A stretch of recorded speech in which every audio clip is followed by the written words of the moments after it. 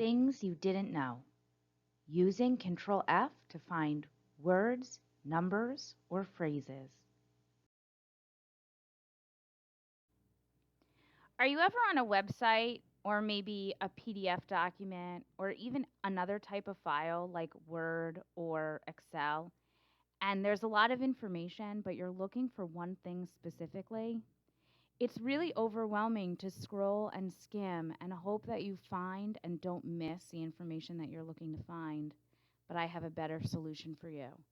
If you hold the Control button and tap the F key, you'll get this pop-up that shows up where you can type in the word, phrase, or even number value that you're looking for. So here on this Britannica website for the cell, I'm going to look up information about the nucleus. Now, if you'll notice, it's telling me here that I have 5 results where nucleus appears on this web page. And here, highlighted in orange, is the first one. I can toggle between all 5 of these by pressing these up or down arrows. So if I click this down arrow, it brings me to the next result right here. And then in yellow is the one that would come after that.